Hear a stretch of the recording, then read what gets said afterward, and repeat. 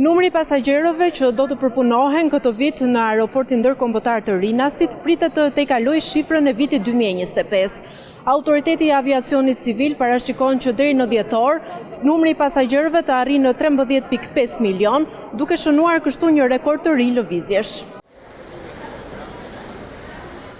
Aeroporti i Rinasit çdo vit proceson më shumë pasagjerë edhe mjet ajrore. Këtë vit deri më tani, nga 1 janari deri më sot që po flasim, ne kemi një rritje prej 13% të numrit të fluturimeve, por duke marrë vetëm sezonin veror, pra java fund e marsit deri tani, kemi 24%.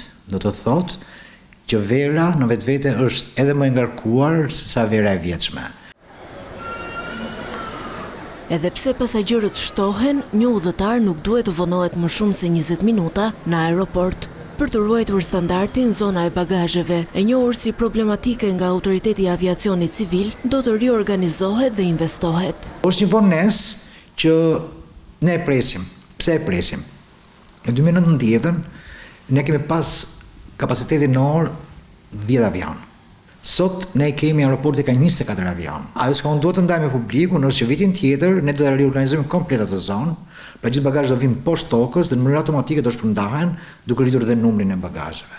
E dim që kemi një problem aty për arsye objektive, vitin tjetër do adresohet dhe do zgjidhet. Një tjetër shqetësim që shoqëron punën e aeroportit është fuqia punëtore në disa pozicione të caktuara. Problemi i parë është që të gjithë njerëzit që punojnë në zonën ajrore janë subjekt i një screening shumë të kujdesshëm. Do të thotë që koha e rekrutimit zgjat më shumë për shkak të security check që bëjnë policia, shërbimi informativ kombëtar e tjerë.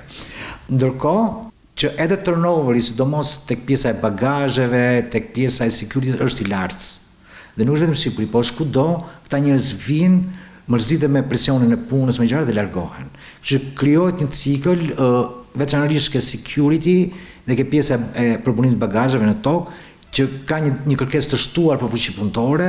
Pjesë e investimeve në aeroport është edhe zgjerimi i terminalit, zgjatja e pistës, instalimi i 2 skanerave të rinj të sigurisë, si edhe më shumë të punësuar te kontrolli i pasaportave për të shmangur vonesat.